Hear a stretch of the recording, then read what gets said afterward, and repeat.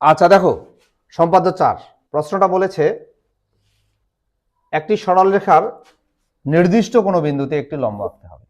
মনে করো এবি একটা সরলরেখা, পি হইল এর নির্দিষ্ট একটি বিন্দু, এই বিন্দুতে আমরা লম্ব আঁকবো।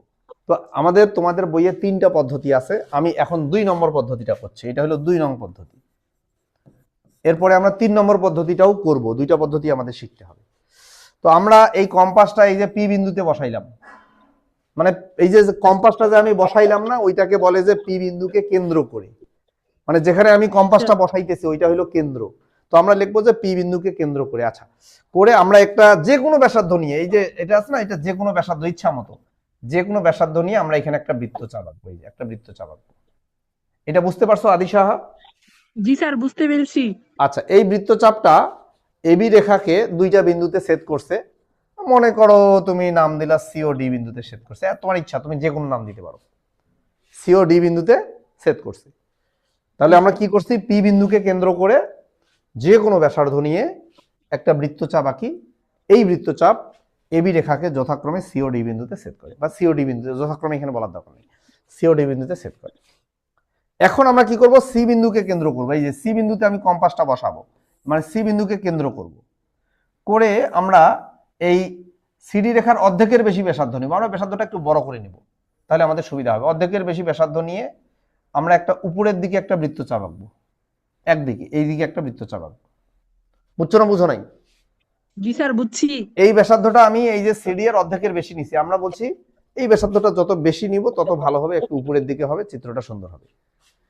আচ্ছা, এখন আমি এইখানে ওই একই ব্যাসার্ধ নিয়ে এখন আমি ডি বিন্দুকে কেন্দ্র করব। দেখো ডি বিন্দুকে কেন্দ্র করে ওই একই ব্যাসার্ধ নিয়ে এইখানে একটা বৃত্তচাপ আঁকবো। দেখো এইখানে উপরের দিকে একটা বৃত্ত, আরেকটা বৃত্তচাপ আঁকবো। বুঝছো আদি সাহা? জি স্যার, বুঝছি। আচ্ছা, এই বৃত্তচাপগুলো পরস্পর মনে করো ই বিন্দুতে ছেদ করে। ইচ্ছা, তোমার ইচ্ছা, তুমি যে কোনো বিন্দু দিতে পারো। ই বিন্দুতে ছেদ করে, তোমাদের বইয়ে হয়তো অন্য কোনো বিন্দু আছে, আমি ই বিন্দু দিলাম। আচ্ছা, তারপরে আমরা কি করব, ইপি যোগ করি, ইপি যোগ করি। দেখো ইপি যোগ করি।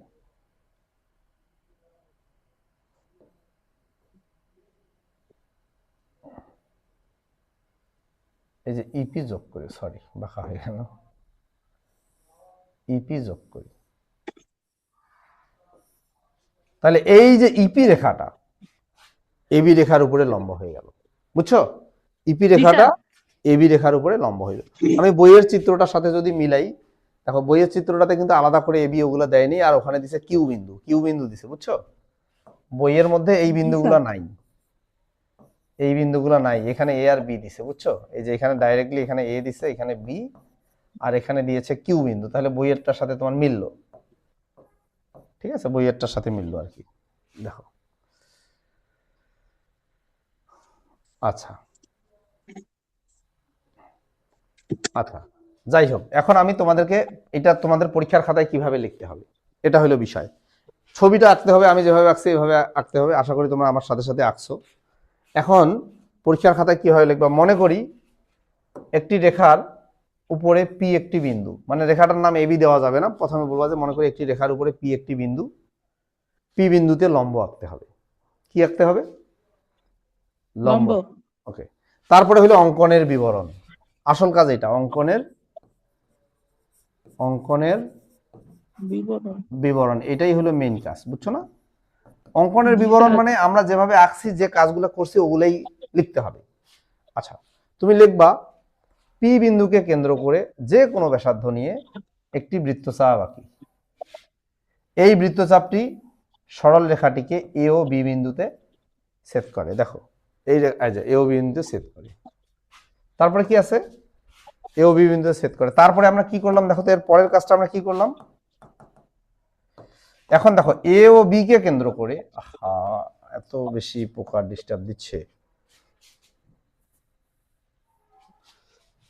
দেখো এ ও বি কে কেন্দ্র করে, এ ও বি কে কেন্দ্র করে এবি এর অর্ধেকের বেশি ব্যাসার্ধ নিয়ে এবি রেখার একই পার্শ্বে 2টি বৃত্তচাপ আঁকি। 2টা বৃত্তচাপ কিন্তু আমি একই দিকে আঁকছি, এরকম উপরে নিচে না, 2টা, এখান থেকে একটা বৃত্তচাপ আঁকছি, এখান থেকে একটা বৃত্তচাপ আঁকছি, একই পার্শ্বে।